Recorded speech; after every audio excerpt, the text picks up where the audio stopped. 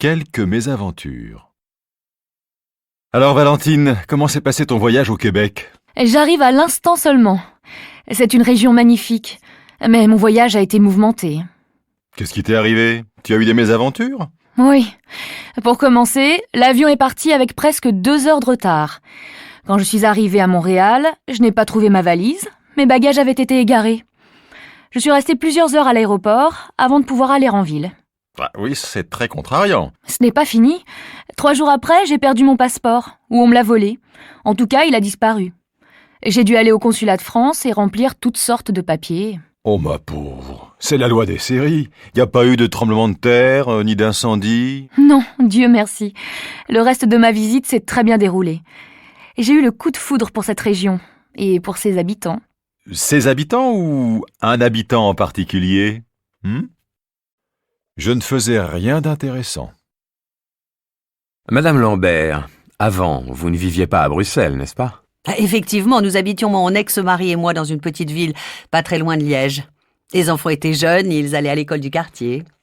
Vous aviez une activité professionnelle? Non, je ne travaillais pas. C'était difficile psychologiquement. Mon ex-mari voyageait beaucoup pour son travail et je restais souvent seule, je ne voyais pas grand monde. Comment est-ce que vous passiez votre temps? Eh bien, je ne faisais rien d'extraordinaire. Je passais mes journées à m'occuper des enfants, de la maison, du ménage, du jardin. Parfois, j'y trouvais du plaisir, mais c'était tout de même frustrant et surtout, je me sentais isolée, un peu inutile, vous voyez. Je n'allais pas bien du tout. Quel changement! Et finalement, que s'est-il passé, Madame Lambert? Eh bien, j'en ai eu assez. Nous avons eu une grosse crise, mon mari et moi, et finalement, nous avons divorcé. J'ai décidé de venir à Bruxelles avec les enfants. Mon mari a gardé la maison. Vous vous êtes mise à travailler? Oui, ça n'a pas été facile, mais je suis arrivée à trouver un emploi. Peu après, j'ai eu la chance de rencontrer mon nouveau compagnon. La vie réserve parfois de belles surprises. Et maintenant, comment est-ce que ça se passe? C'est moi qui ai la garde des enfants, mais ils vont chez leur père le week-end et pendant la moitié des vacances. Les enfants entretiennent aussi une bonne relation avec mon ami. Donc, vous vous sentez bien dans votre nouvelle vie? Je suis très heureuse. Je suis vendeuse dans une boutique de bijoux en plein centre-ville. J'adore ça. Mon patron me donne de plus en plus de responsabilités. J'aime beaucoup le contact avec la clientèle et apparemment, j'ai un certain sens commercial. Quel changement! Vous arrivez à concilier votre vie familiale et votre vie professionnelle? Oui, pour moi, c'est très important. Mes horaires me permettent d'être disponible pour mes enfants quand ils rentrent de l'école. Et mon compagnon est un amour. On m'a volé ma voiture. Bonjour madame, je viens faire une déclaration de vol.